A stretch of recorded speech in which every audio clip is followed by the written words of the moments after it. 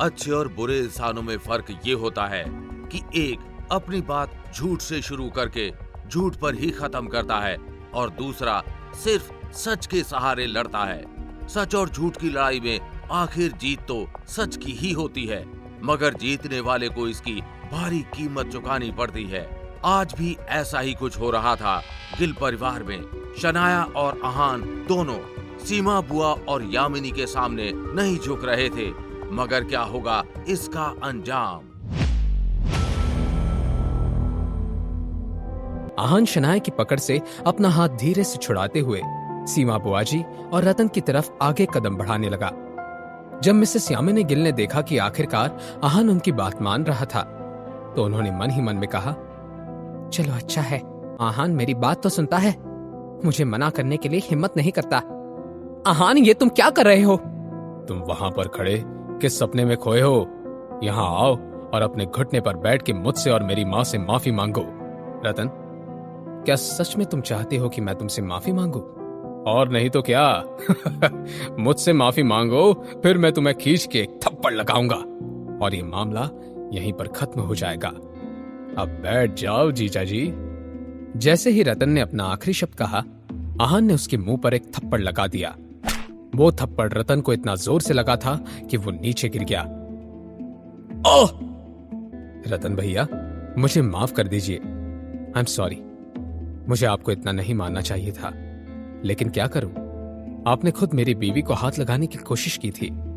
मैं चाहकर भी अपने आप को रोक नहीं पाया। आहान अब अपने घुटनों के बल बैठ गया।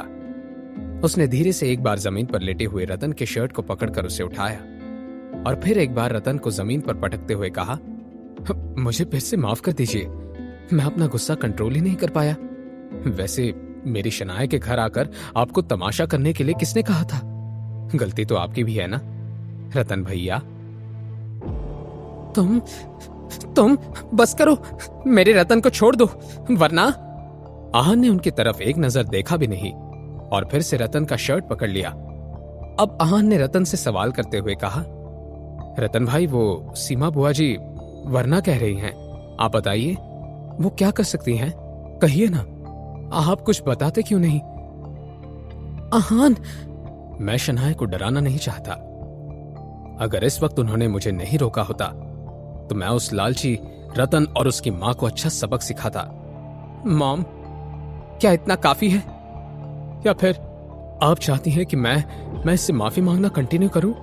आहान, क्या तुम्हें कानून का, लोगों का, किसी का भी डर नहीं है? मैं आपको कैसे मार सकता हूं? आप शनाया की मॉम हैं। भले ही आप मुझे अपना दामाद नहीं मानती हो, मेरे लिए आप मेरी अपनी मॉम की तरह हैं। लेकिन हां, मैं आपको एक बात याद दिला रहा हूं, मैं गिल परिवार का घर जमाई हूं, कुत्ता नहीं। अगर कुछ चीजें अपने हद में ही रहे तो अच्छी लगती है। क्या तुम मुझे धमकी दे रहे हो? मॉम, ये कोई धमकी नहीं है। मैं तो बस आपको एक एडवाइस दे रहा था जो आपके बहुत काम में आने वाले थे। अच्छी एडवाइस है आहान, बहुत अच्छी एडवाइस है। अब एक एडवाइस तुम भी ले लो, अभी के अभी मेरे घर से निकल जाओ और जाकर अपनी शक्ल मत दिखाना। ठीक है। और अपनी बात कहने के बाद कुछ सोचे बिना वो दरवाजे की तरफ चला गया। शनाया की आंखें एक ही पल में नम हो गई। मॉम, आप ऐसा कैसे कर सकती हैं? मैंने क्या किया शनाया? ये सब तुम्हारे भले के लिए ही हो रहा है।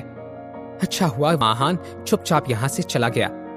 अब मैं तुम्हारे लिए कोई अच्छा सा लड़का ढूंढूंगी जो इस आहान से 100 गुना ज्यादा अच्छा होगा। मॉम, आप बहुत गलत कर रही हैं। क्या गलत कर रही हूं? क्या तुम्हें समझ रहा है कि वो तुम खुद क्या कर रही हो? मैं तुम्हें बड़ा करने में कितनी मेहनत कर रही हूं और तुम मुझे उस सब का ये सलाह दे रही हो? शनाया, तुम। मगर इससे पहले मिसेस यामिनी गिल अपनी बात पूरी कर पाती, उन्होंने एक जोर की आवाज सुनी। ये दरवाजा बंद होने की आवाज थी। मिसेस यामिनी गिल ने देखा कि शनाया घर से चली गई थी। मिसेस यामिनी गिल को यह समझ में नहीं आ रहा था कि उन्होंने किसी का क्या बिगाड़ा था कि उन्हें यह दिन देखना पड़ रहा था। वो भागकर दरवाजे के पास गई और चिल्लाने लगी, शनाया, तुम कहां जा रही हो? वापस आओ शनाया, मैंने कहा वापस आओ। लेकिन इसका कोई फायदा नहीं था। भाभी, अगर इस बार मेरे रतन को कुछ हुआ होता तो मैं आपको बिल्कुल भी माफ नहीं करूंगी। भाभी आप चिंता मत कीजिए, रतन को कुछ नहीं होगा। मैं अभी एम्बुलेंस को कॉल करती हूँ। ऐसा नहीं था कि मिसेस यामिनी गिल को रतन की कोई फिक्र नहीं थी। हर रोज ऐसे तमाशों का हिस्सा होता था रतन, लेकिन बात मिसेस यामिनी गिल के राज की थी। उन्होंने बहुत वक्त से जो छिपाए रखा था, अगर वो बात बाहर आ जाती तो उनकी बहुत बदनामी होती। सीमा बुआ जी भी ये अच्छे से जानती थी। भाभी, मैं तुम्हारे सारी करतूतों को अच्छे से जानती हूँ। अगर मेरे कहने के मुताबिक कुछ नहीं हुआ तो फिर मैं आपको दिखाऊंगी कि मैं क्या क्या कर सकती हूँ। सीमा दीदी, आपको परेशान होने की बिल्कुल जरूरत नहीं है। जैसे ही शनाया वापस लौटती है, मैं उसे 25 लाख रुपए लेकर आपके पास भेज दूंगी। भाभी, इन हालातों को देखकर मुझे नहीं लगता कि 25 लाख रुपए काफी होंगे। देखिए, आपके उस निकम्मे घर जमाई ने मार मार कर मेरे रतन का क्या हाल बना दिया है। मुझे और पैसे चाहिए। वो नई कार वो मेरे बेटे को दे दो, और जब शनाया वापस आए तब उससे कहना कि मेरे 25 लाख रुपए कैश ले आए। क्योंकि मिसेस यामिनी गिल के पास कोई दूसरा ऑप्शन नहीं था, उन्होंने चुपचाप हामी भर दी। उनकी हामी के जाने के बाद सीमा बुआजी मन ही मन में मुस्कुराते हुए बोली, अरे वाह, अब तो मेरे पास एक महंगी कार भी है और ढेर सारा पैसा भी। महान तो मेरे लिए बड़ा लकी निकला। अब जब तक मेरे पास पुरास है तब तक मेरी जिंदगी आराम से कटेगी। ऐसा कौन सा राज था जिसके सहारे सीमा बुआ अपनी साजिशों को अंजाम दे रही थी?